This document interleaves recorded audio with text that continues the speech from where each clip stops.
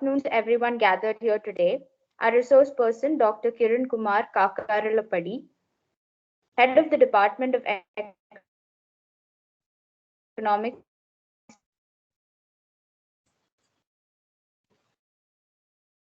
Professor Janos, interest in our country's economic affairs. It is in this light that we bring to you this program. In today's lecture, we will be analyzing the Union Budget of 2022-23. On behalf of the Economic Forum and Oikonomika, I welcome you all to this session.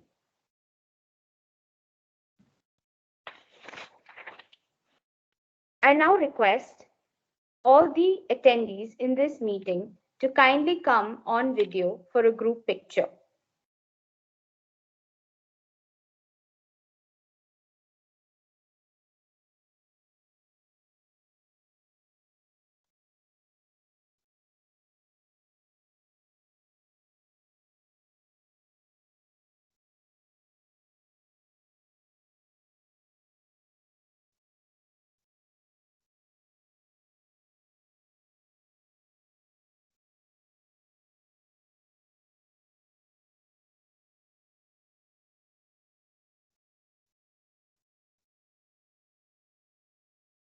Thank you all. You may now turn off your camera. To take us through this illuminating session, we have here with us an eminent resource person, Dr. Kiran Kumar Kakarlapudi. I now invite Professor Keshav Murthy to introduce our speaker. Over to you, sir. Thank you, Amanda. Good afternoon, dear students, respected guest, Dr. Kiran Kumar, Professor Anita Norona, Professor Clement sir, and my faculties, my colleagues of the department. On behalf of Economics Forum and Economica, I formally welcome you all for this guest lecture. And indeed, I am very pleased to introduce the guest lecturer for today, Mr. Kiran Kumar, who is currently working as an assistant professor at Gulati Institute of Finance and Taxation, Thiruvananthapuram. He holds a PhD degree in economics from the Center for Development Studies based in Thiruvananthapuram. His research broadly focuses on applied development economics with an emphasis on finance and inclusion. He is also engaged in research on issues related to innovations both at micro as well as macro levels and labor market impacts on innovation and technology. Professor Kiran Kumar was working as a consultant at United Nations Economic and Social Commission for Asia and Pacific in South and Southwest Asia, based in New Delhi, where he was a part of preparing inputs for common country assessment of Bangladesh and Maldives and a report on South Asia and COVID-19. He joined National Research Program on Plantation Development at Center for Development Studies as a postdoctoral fellow, and his research has been published in various journals and edited volumes. So, sir, on behalf of the Department of Economics and on behalf of the St. Joseph's College of Arts and Science, I welcome you for this guest lecture. I hope our students will be benefited with valuable inputs from your lecture. So thank you very much for accepting our invitation, sir. Thank you. Thank you.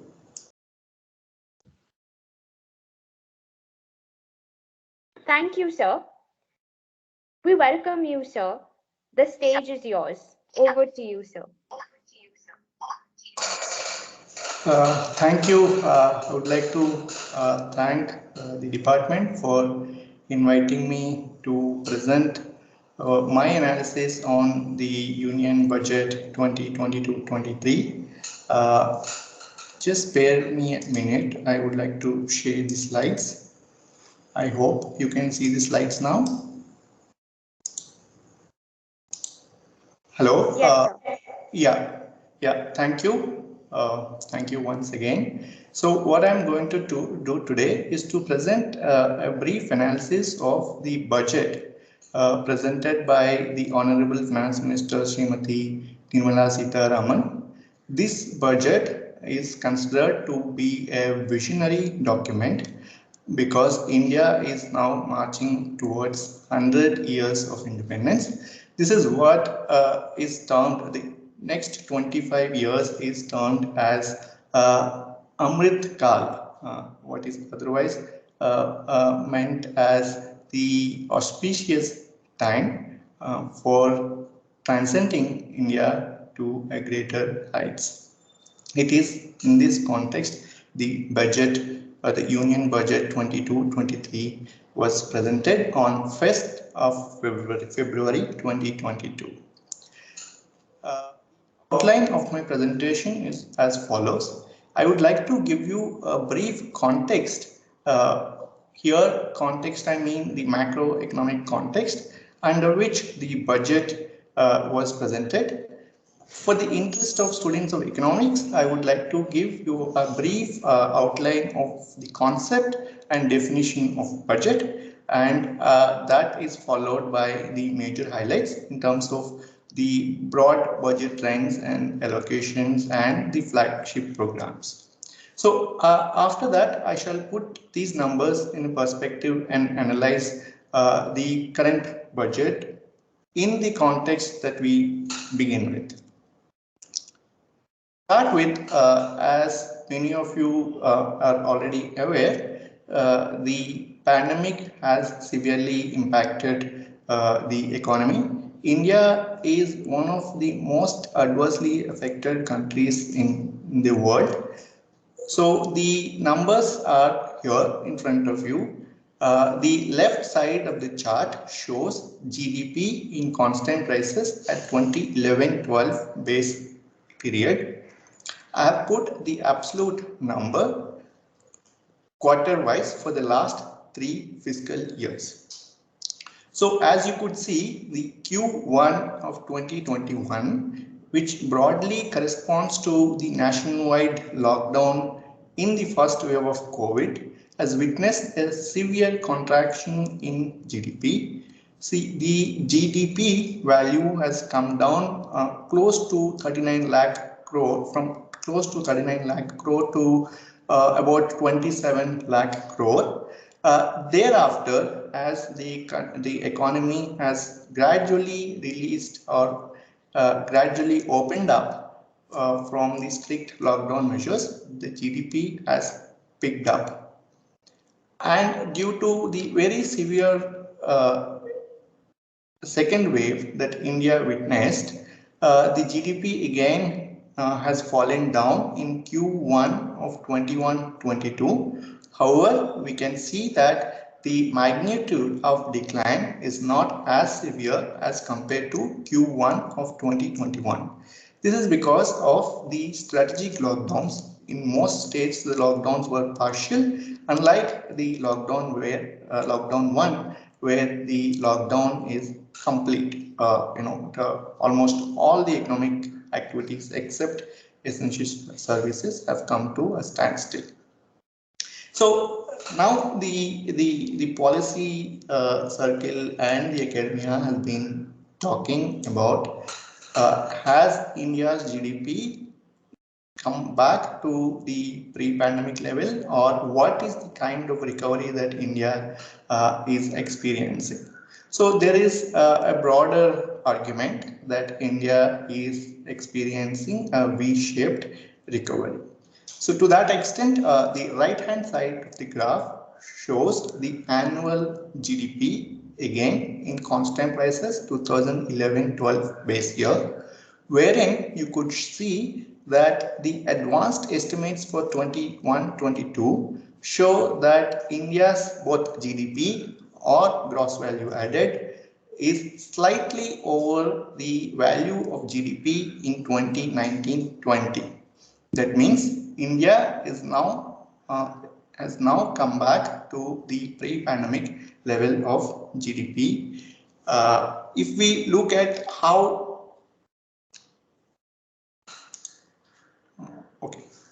how the different sectors have been impacted. As you would see from the table, for the year 2021, that is the pandemic year, the GDP decline is about minus 6.2% from 4.1 in the previous financial year. Of all, services sector seems to have lost more, wherein the growth decline was about 8.4% as compared to industry, where the decline was minus 7%.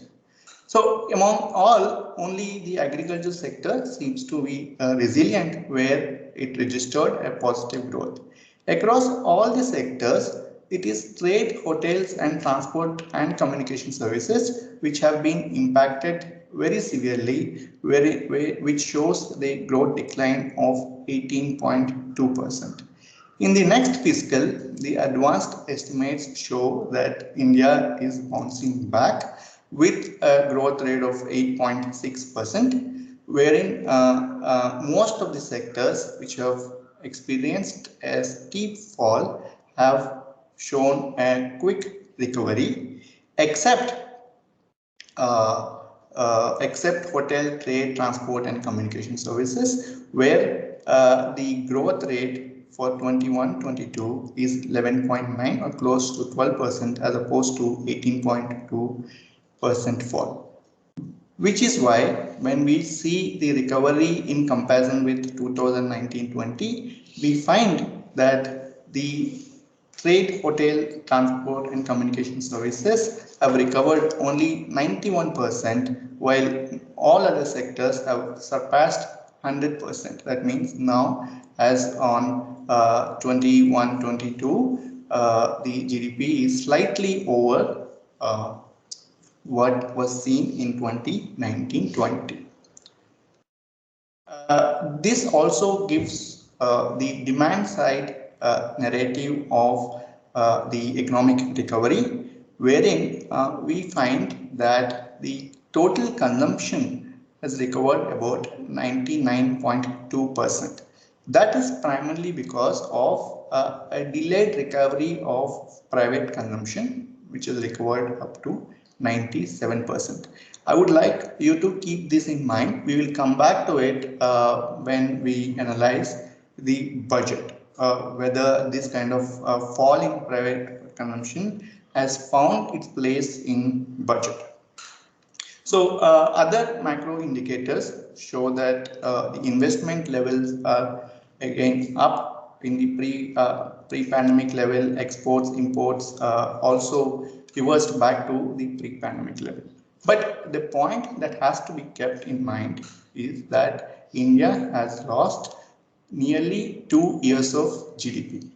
So if we take the, say, historical growth rate of India's GDP, and if that is kept around 6% or 6 to 7% as estimated by the IMF, and work out the loss of GDP, it comes about 1.6 lakh crore. So that is the magnitude of loss of GDP. And even when we talk about the recovery, although the aggregate trends show that economy is now back on track and GDP is back to pre-pandemic level, if we take a closer look at the recovery and juxtapose these numbers with other indicators like credit growth, which is also an important indicator of economic health, what we find is that although the GDP growth is back to pre-pandemic level, the trend in credit growth shows a continuous or a gradual decline from Q1 2021 onwards. So this essentially means that we may be experiencing not a K-shaped recovery, not a V-shaped recovery, but a K-shaped recovery. Why do I say that? It is possibly because it is the formal sector that has shown a quick recovery, wherein the informal sector is still reeling in crisis. So this particular point can again be justified by looking at the trade, hotels, transport and communication services, which is mostly informal. So the delay in their recovery again substantiates the point, and also the particular indicator that we've used, credit growth, which again means that it is not the very formal large businesses houses that depend heavily on the commercial banking. It is the small and medium enterprises that rely heavily on commercial banking. So the signs of no recovery in credit also indicates that the economy is recovering, but recovery is mostly led by the formal sector, while the informal sector is still struggling to recover. So we at GIFT have also analyzed the impact of COVID on various socio-economic characteristics. We have analyzed mostly in terms of fall in employment, income, consumption, and inequality. So as Vyas 2020, he is the managing director of CMIE. He showed that by about September 2020, the employment recovery is back to pre-pandemic levels by although during the peak of lockdown, the employment loss or the unemployment rate rose up to close to a quarter or 27% to be precise. But that is, as I said, is again an aggregate picture. When we analyzed by looking at the different socio-economic groups, what we found was that the employment recovery has not been uniform across different sectors.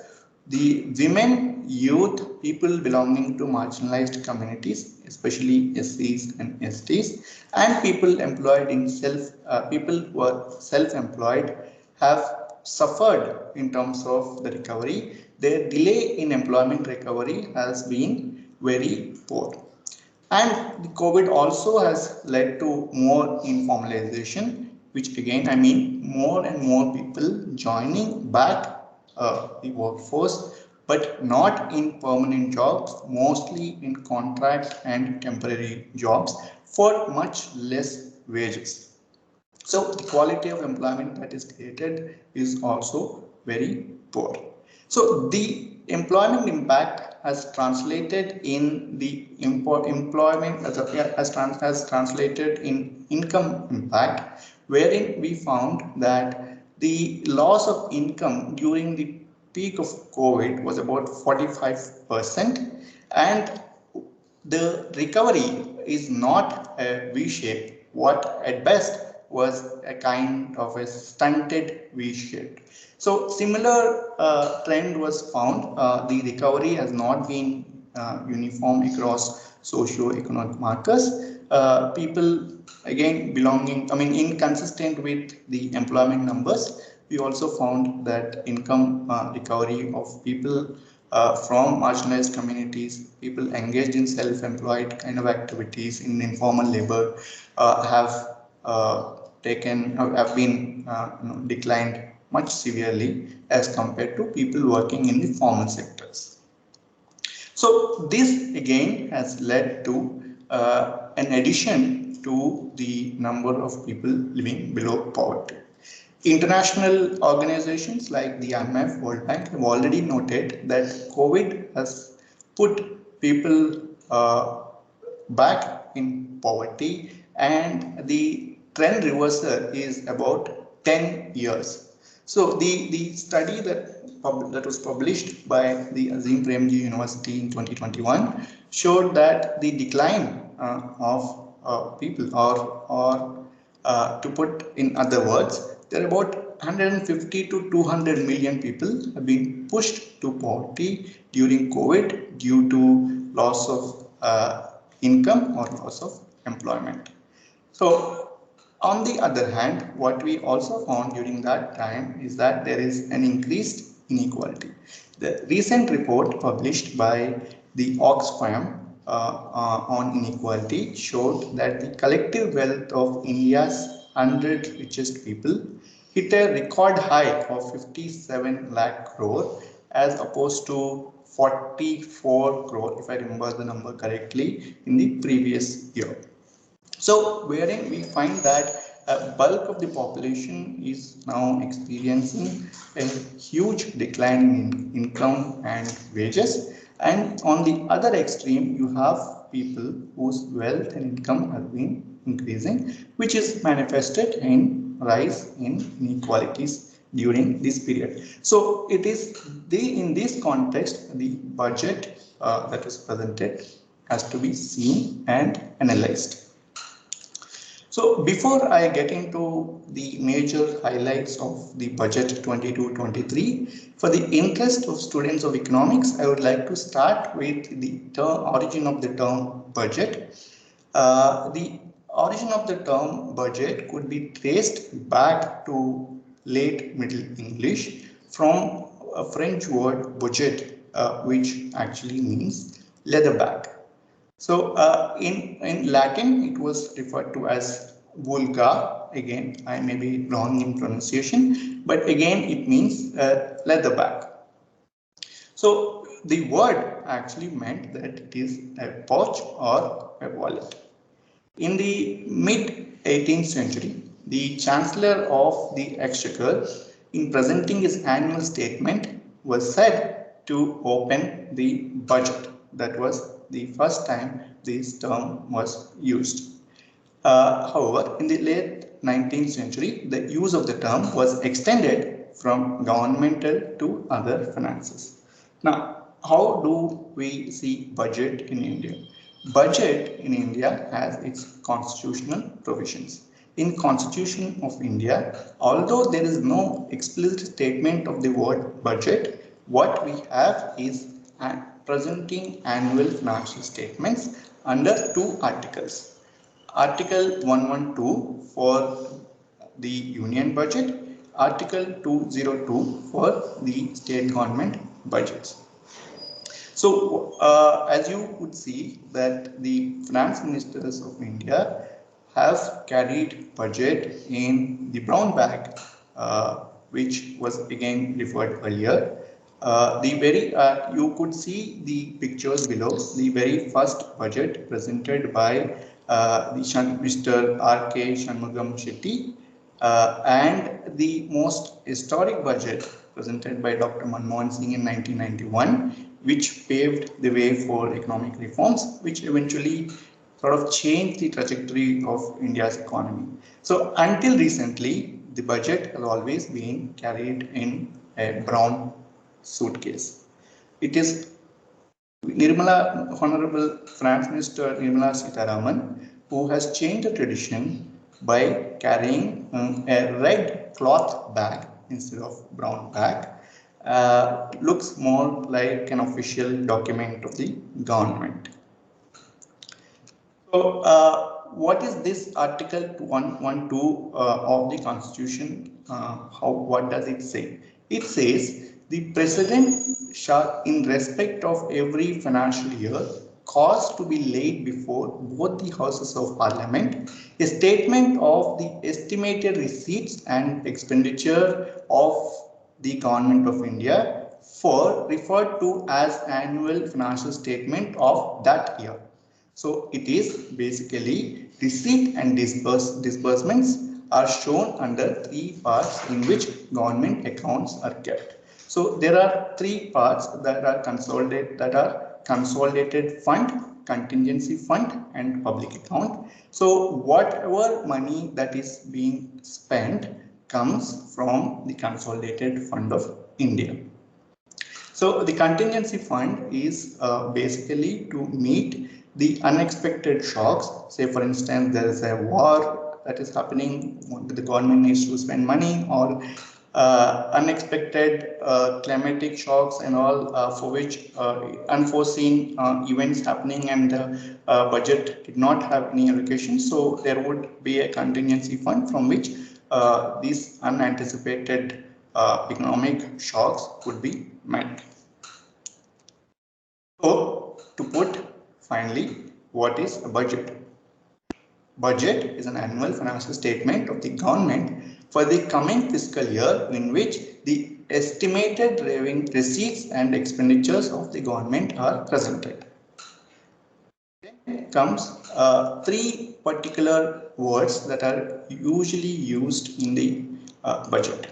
So since we are also going to use three particular uh, words, I would like to clear in the beginning itself so that it would be easy for everyone to follow the trends. So these are what is referred to as budget estimates. Budget estimates are what the government expects in terms of revenue and expenditure for the next fiscal year. For example, government based on the following past year's trend or the expenditure in other front would estimate an income or consumption, sorry, expenditure under each head. Say for instance, government may anticipate or estimate a tax revenue of 1000 crore for the next fiscal year. Similarly, each and every account of receipt as well as expenditure gets something called a budget estimate. That is government's estimation for the next fiscal year. So not every time the budget estimates are proper. So there could be either overspending or underspending or over income or income that is realized or income that is not accrued as expected. So after 1 year, government tries to assess the real income or receipts or expenditure. So that is presented as revised estimate, and once that is estimated, it will go to CAG, Controller and Auditor General, for the verification. After a series of clarificatory questions and verifications, with the approval of CAG, the government again presents these numbers in the parliament for the final approval. Now, these then how do we look at budget? These are analyzed based on three principles: stability, allocation, and distribution. Using these three lenses, we are going to look at the budget 2022-23. So the figure shows the budgeted amount for last 5 years. One is B. So in 2017-18, the total budgeted amount of Government of India was 21 lakh crore, which gradually increased. As you would see, in 2021, there is a huge jump in budgeted amount from 26.8 lakh crore to 35.1 lakh crore because of the COVID pandemic, wherein government has stepped in with a series of relief measures, including the announcing of Atmanirbhar package and so on. So post that, the budget amount has again increased to 37 lakh crore, and for the year 2022, the budget estimates was about 39.45 lakh crore. So you also would see that the estimated budget amount for the next fiscal is much less as compared to the previous year. This again is on account of economy recovering. They are arguing that economy is doing well, back on its growth track, so we do not need to incur as much expenditure as the government did 2 years ago. Now, this is the total budget. Now, how the total budget looks when we divide them into revenue and expenditure. So, revenue receipts include both tax and non-tax revenue. So that has been increasing. It has estimated to be in 2022-23, the revenue receipts for the government is estimated to be 22.04 lakh crore as opposed to 20.79 crore. In growth terms, the growth is estimated to be 6% as opposed to 27.24%. You also would see that in 2021, because of the pandemic, the revenue receipts were very low. It in fact registered a negative growth rate. On the contrary, given the expenditure burden, the total expenditure has increased from 16.03% in 2019 to almost 30%. So the expenditure nearly doubled in 2021. So thereafter, you would see that the expenditure, total expenditure, started coming down to 7.4%, and for 22-23, the estimated growth of total expenditure is about 4.64%. As I said, this is on account of the argument that India is now recovering and the expenditure burden is much less. So the reduction that we saw in expenditure is mainly on account of reduction in revenue expenditure, which is estimated to grow at 0.8%. So if we adjust for inflation, revenue expenditure for the next fiscal year would be actually less than what was spent the previous year. But on the contrary, this government, this budget laid heavy emphasis on capital expenditure with an estimated capital expenditure of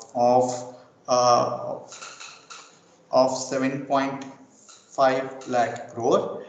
That translates to about 24.48% as compared to the previous year. You see that from the onset of COVID pandemic, the government has scaled up the capital expenditure. It has grown at 26%, almost 27% in 2021 and 41% in 21-22, and again they continue to spend more on capital, 24.48%. Now, what we will see in the following slides is that how government is spending this money under various accounts and what are the likely implications of this spending. Before we get into the details, I would just like to show you the major revenue receipts of the union government. So the tax revenue is divided into corporation tax, taxes on income, wealth tax, customs, union excise duty, service tax, and GST. So the corporation tax is estimated at about 7.2 lakh crore as against 6.3 lakh crore in the previous year. And taxes on income is also estimated to, is also expected to increase to about 7 lakh crore. And we often see in the newspapers that a month-on-month GST revenue collections are hitting an all-time high. So that is why the GST revenue collection is estimated to be about 6.6 lakh crore compared to the previous year 5.7 lakh crore. So this budget, with an optimism towards increasing tax revenue, we do not see any major or any changes in the taxation, especially corporate tax. We do not see any major change. That was because again that the government has considerably declined the corporate tax rate in the previous years. That said, that there are two particular incentives. One is the new domestic manufacturing companies can opt for about 15% tax reductions, and also startups are eligible to avail of tax holidays for 3 out of first 10 years. These particular reductions or incentives have been extended for the year expended till 2023. And this budget announced absolutely no change in the tax rates of income, but the major flagship uh, policy change, which has attracted a lot of debate, is that the government uh, introduced a 30% tax on income transfer of virtual digital assets. By doing so, the government has accepted, legalized the virtual digital assets and implemented a tax when the IMF and many other countries are banning such tax. So this could be seen as a welcome move because more and more transactions are moving to digital platform. There people are investing heavily on cryptocurrency and so on. In that context, implementing a tax on digital assets is in a way legalizing it and aiming to get revenue. So these are the broad trends in tax revenue collection for the past about 7 to 8 years. As you would see that the total tax as a percentage of GDP has been hovering about 10%, although it has declined from 10.9 to 9.9, a percentage decline during 1920. Again, it increased in 2021. 2022 BE it showed decline, but that decline did not happen. The RE of 2021 show that a tax to GDP ratio has increased from 10.3 to 10.8, but for the next BE it is estimated that tax to GDP ratio would come down by 0.01%. That is mainly on account of indirect taxes, which is slipping from 5.4 to 5.2%. As we have just seen that during the pandemic, the government scaled up its expenditure to protect the lives and livelihoods, which has resulted in high deficits. So as you would see that the fiscal deficit increased from 4.6% in 1920 to 9.2%. After that, the fiscal deficit has declined from 9.2 to 6.8. And for the next budget year, next fiscal year, it is estimated to decline further to 6.4%. So the government is working very tight on bringing the fiscal deficit under control. So the similar trend could be seen in revenue deficit as well as the primary deficit, and the revenue deficit is estimated to decline to 3.8% in the next fiscal year. That virtually means that government is spending very less money on revenue account, as we have already seen. Virtually there was no growth. That was basically to put revenue expenditure back under controllable levels. So whether this is a nice policy or it is a policy that needs to be welcomed is something that could be debated. So before I get into that part, I would like to show you the major composition of expenditure. Of the total government expenditure, the largest part is interest, that is the interest that is paid for the borrowers to meet the expenditure needs and the deficit. Then the next largest component is expenditure on defense, then agriculture-led activities and transport and so on. So what we shall do is to see how some of these major heads have received expenditure, what is the pattern of expenditure for the last few years, and how the government allocated for the next fiscal year. As I said, the three major components of the budget expenditure is interest, defense, and pension. You would see that the interest is going to increase from 8.1 lakh crore to 9.4 lakh crore in the next fiscal year. That is a major increase. Again, that reflects that increased borrowing to meet the deficit that is in place, and also that is again because so this again this can also be seen right from 2020-2021, that is the pandemic year, wherein the interest payments increased from 6.8 lakh crore to 8.1 lakh crore, and the next year it again increased to marginally to 8.1. In real terms, there's no major increase or literally no increase.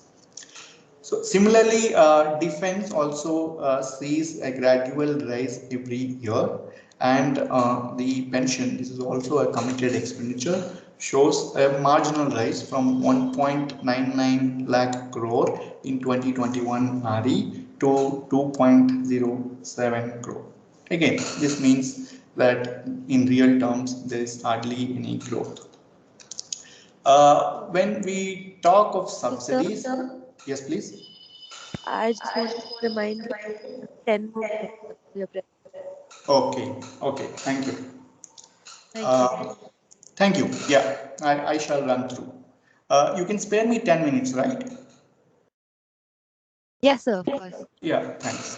So, among the subsidies, it is the food subsidy that has received the higher component, and in 2021, there is a huge rise in subsidy amount from 1.09 lakh crore to almost 5.41 lakh crore, a manifold increase again due to the pandemic, wherein food subsidies were given to protect the nutritional intake of the people who lost the livelihoods and employment.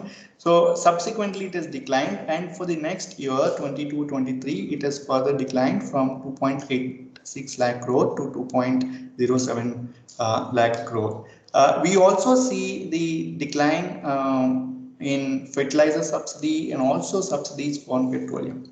Now, these subsidies needs to be seen in a broader context, whether decline in petroleum subsidies is going to, although it will reduce the whether it will help the poor or not, that could be analyzed. I will come to that in a minute. So one of the major things that this budget shows is that there is a considerable rise in the allocation to educational sector, wherein the allocation for education has increased from 0.8 lakh crore to 1.04 lakh crore, almost 20% increase. Health, on the contrary, does not show a major decline. It only shows a marginal increase point from 0.86 lakh crore to 0.87 lakh crore, which in real terms could actually mean there is going to be a less spending on health, which again seems a bit surprising. Although the argument is that most of the people are now vaccinated, the pressure on the government to sort of create health infrastructure to meet the COVID pandemic has come down. So the health expenditure is coming down is the argument that is placed. So that again needs to be analyzed critically, and how this money has been spent. My reading of the document is that it is spent mostly on constructing or building new hospitals rather than facilitating infrastructure for immediate COVID challenges. Even on education account, this particular rise could be seen in the implementation of flagship programs on digital universities and infrastructure. I'll come to that. So we do not see, when we look at social expenditure also, there's a small increase from 0.45 lakh crore to 0.52 lakh crore. One of the things that has been receiving considerable boost in the budget for last few years is transportation.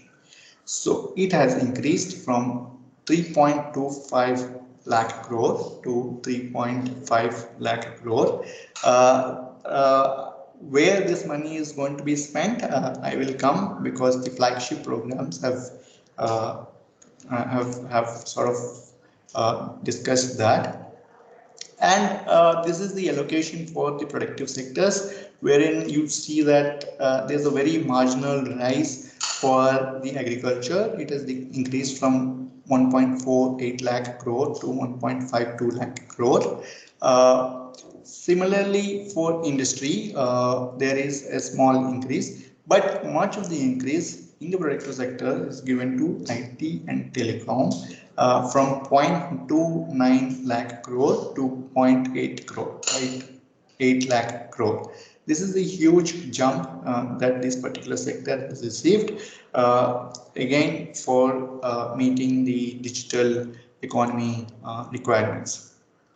So other development programs are analyzed across rural and urban, and what you find is that while the urban development receives a marginal rise compared to the previous year, the allocation for rural development in absolute amount shows a decline from 2.011 lakh crore to 2.06 lakh crore. And the government has implemented a series of flagship programs. Har Ghar Nal Se Jal, which is the tap water connection for about 3.8 crore households, and under PM Awas Yojana, about 80 lakh houses have to be completed, and there's a digital banking, 100% to the post offices to come to the core banking system, and so on. This aspirational blocks program, this is essentially to localize the sustainable development goals and assess the progress of sustainable development goals. And one of the major flagship programs that the budget has introduced is launch of digital Rupee using the blockchain technology. This is going to be done by the RBI, and it is going to start in 22-23. So similarly, as I just mentioned, that they have also taxed digital assets, and a heavy emphasis was given to digital economy, including starting one class, one TV channel program, and a digital university, and high quality content, and so on.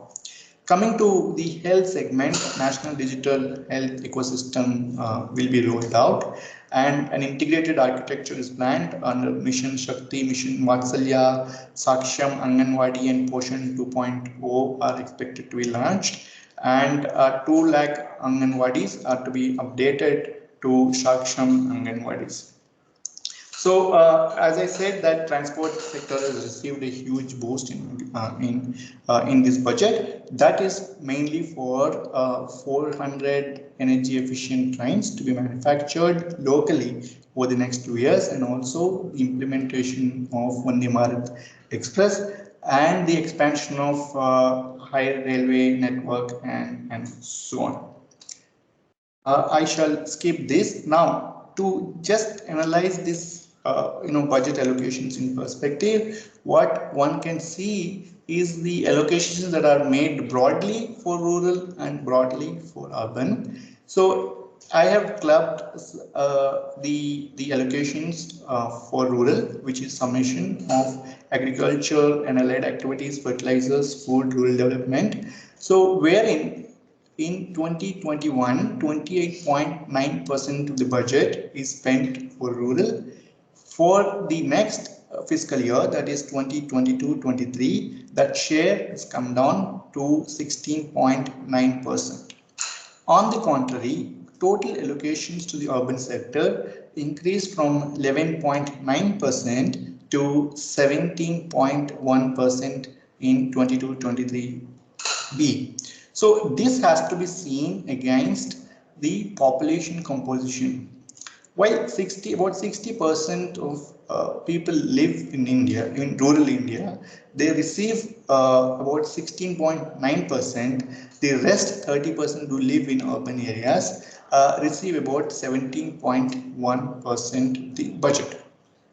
So this will not only have a huge economic divide between rural and urban areas, this will also have social divide. Why do I say social divide? In India, about 70% of people belonging to scheduled caste and scheduled tribe live in India, while 45% of people in the general category live in rural India. That means the disproportionate allocation of budget to rural and urban areas could also sort of disturb the social fabric and could perhaps increase the social inequalities. Apart from that, when we take a closer look at the schemes, centrally sponsored schemes and the budget allocations, which again is very important. Why these schemes needed a boost is because in the beginning we have noticed that the private final consumption expenditure has not recovered, while other indicators show a recovery. That essentially means that there is a demand problem. So any measure in the budget towards building the economy back better needs sufficient emphasis on the demand creation, the schemes that create demand. On the contrary, what we see is a 25% decline in the allocations for MNREGA. Interestingly, the National Midday Meal Program finds no allocation in the 22-23 budget. So this again is very, very crucial for the nutrition of children. Lancet and several others have published that COVID has resulted in the severe nutritional problems for school-going children, especially in India, because of the drop in midday meals and so on. Now, as I've said in the initial, as I've highlighted initially, that youth are still they are still lagging behind in the employment recovery. What you see in the budget allocation for youth jobs and skill development is that there's a 2.5% decline as compared to the previous year allocation. Similarly, the agriculture sector has also received, in terms of crop insurance scheme, the allocations are reduced for the current budget. Now, what this budget has done, and is there a misplaced emphasis? I would say that the budget, although has focused rightly on capital expenditure, building capital expenditure, which will have medium to long term benefits. At the same time, rather than worrying too much about the deficit levels, if budget are also focused on sort of creating demand, which is creating demand through target based schemes, would have helped not only recover better and also recover faster. What we see in this budget is huge emphasis on infrastructure, but the argument that could be given from the other side is that this infrastructure will have huge employment multiplier. Is that so? That needs to be analyzed against the increasing capital intensity in production. India's economy, even before the pandemic, has moved from somewhat a jobless growth to job loss growth. This is highlighted especially on account of huge capital intensity. So given that these mega infrastructure, mega cities are going to be heavily capital intensive, the employment creation potential is also slightly doubtful. Instead, what was needed, or many of the academic reports argued, was that since the employment loss during the pandemic is relatively high in urban areas, what was envisaged was to have in place an urban employment program just the way Kerala did in by implementing Ayamkali Urban Employment Guarantee Scheme. Some of the reports have made a case for scaling up, at least on a trial basis, in some of the select districts, so that that could give an assured income for many of the households. The youth and women have suffered so badly, but the budget has not made any explicit allocations for the revival of their employment, which would have in turn increased the demand. That would not only increase the production of the country, and it would also increase it would also help them not fall under the poverty trap. Another point, rather than being very strict about maintaining or bringing the deficits back in control, one of the points that was raised by Professor Jayati Ghosh and C.P. Chandrasekhar was that if India taxes the 946 billion US, it would increase the GDP tax to GDP ratio by 1%. So if India had gone for such kind of a taxation, especially when their wealth has increased significantly, it would have helped or it would have given the space for government to spend more on, say, programs like urban employment or specific targeted schemes for youth and women. Unfortunately, we do not have that in the present budget. So thank you. If there's any time, I would just give you some glimpse of our institute. So Gulati Institute of Finance and Taxation is an autonomous institution by the government of Kerala. Their specialization is in research, training, and consultancy, especially with respect to taxation, fiscal, and social policy. Apart from research, we have a PhD program in public economics and various other training programs. We also have started something called research capacity building program, that is to give a platform for the budding economics or social science students to learn the research methodology and statistical programming. So wherein we teach our programming, and we also have internship program. If students are interested, could apply and seek an opportunity here. Thank you once again for giving me this opportunity. I'm happy to take questions and feedback. Thank you. Thank you, sir. That was a very informative session. I now invite Ms. Pooja Shankavaram to take over the question answer session. I request all of the attendees to make use of this opportunity and volunteer their questions. Hello everyone, I'm Pooja and I will be reading out the questions addressed by our attendees. So the first question is income from CBDC taxed under normal tax slab or under digital asset in brackets no tax slab?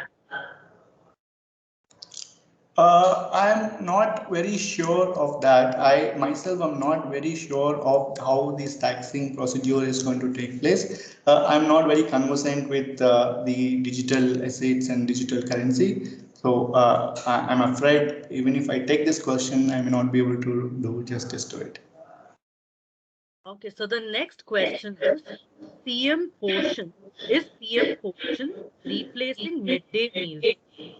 Yeah, they have not made any explicit statement of that, but they have made allocations for PM portion. But I don't know whether that should be seen as a replacement to the national midday meal scheme. There was no explicit statement on that in the budget. Okay, so the third question is, what are your views on crypto or virtual currency taxes, and what are your future expectations on this, sir? Yeah, this was a question on the expected lines. But again, I say that I am not someone who was sort of learned so much about this crypto, and there's a huge amount of confusion on taxing this and the benefits of it, whether to be taxed. Taxing means that you are accepting this as a legal, you are basically legalizing it. I'm afraid I am not able to answer this question because of my lack of expertise on it. Okay, so the next question is, whenever the budget is announced, it usually favors the poor and the rich. However, it's the Indian middleman who suffers the losses. It's his pocket that's always cut. Shouldn't there be something that needs to be done regarding this aspect? Yeah, agreed. Usually that is expected in terms of relaxation or some changes in the tax slabs, which unfortunately did not find its place in the current budget. Yeah, so this budget by some was also termed as budget, which has no benefits for the middle class in India. I'm so sorry for that. I'm very, very sorry. Yeah, I'm so sorry. That's okay. Okay, so the next question is, why is there a reduction in credit growth irrespective of increase in GDP from the year of the pandemic, that is 2020-21? Yeah, that is exactly what I try to argue.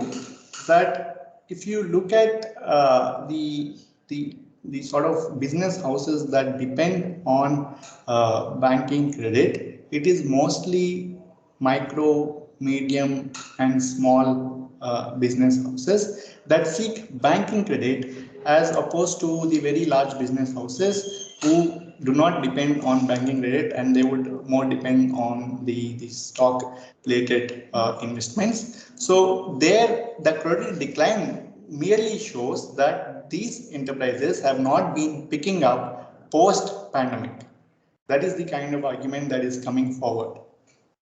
Okay, and the last and final question for the day is, allocation for the National Rural Employment Guarantee Program, which is considered as a lifesaver for migrant workers who were forced to return home, which stood at rupees 1,11,170 crore in the first pandemic year 2020-21. The figure fell to rupees 98,000 crore in 2021-22, and further the allocation reduced to rupees 73,000 crore in 2020-23. So what is the logic behind making the expenditure towards the scheme fall? Does the government feel that the impacts of the pandemic are no more at play?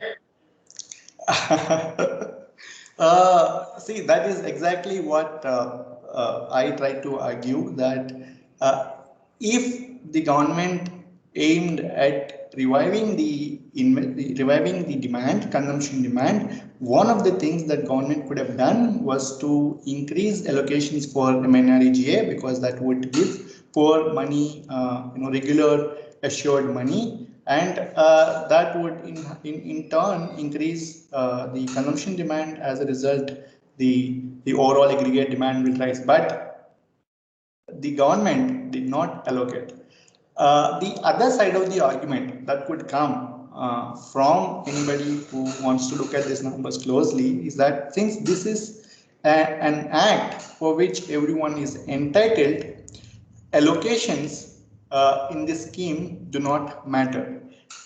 If people demand, the work has to be provided and wage has to be provided. So anytime this revised estimate could be much higher than the budgeted estimate.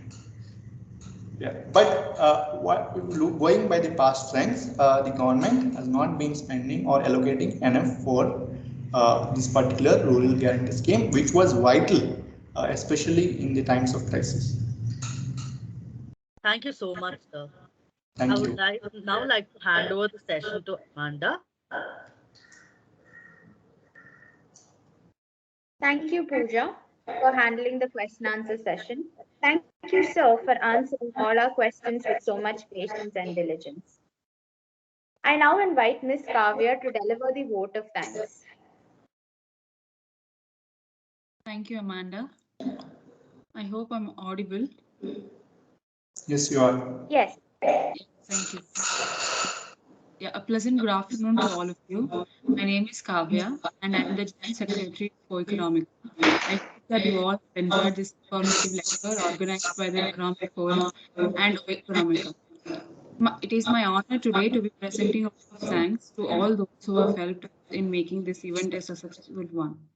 First and foremost, I would like to extend a heartfelt thank you to Dr. Kiran Kumar for presenting a lecture on analysis of Union Budget 2022-23. It was quite an informative webinar, and I'm sure all of us today have learned something new. So thank you again. I would like to thank Professor Clemens D'Souza, Dean of Humanities, Professor Keshav for introducing our guest, Professor Anita Norona and Professor Teresa Joy, coordinators of the two associations, for being supportive and encouraging. Thank you, teachers, for your guidance. I would also like to thank all the volunteers who have worked behind the scenes to put this event together. Without them, this event wouldn't have been a success. So thank you all for your hard work. Finally, I would like to thank each and every one of you today for taking the time to be here and making this event a successful one. So thank you all and have a great evening ahead.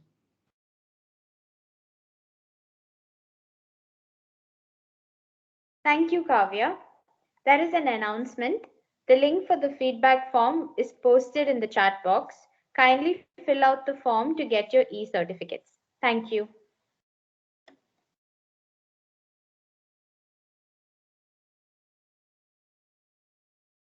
Thank you, Kiran sir, for that excellent lecture. Thank you.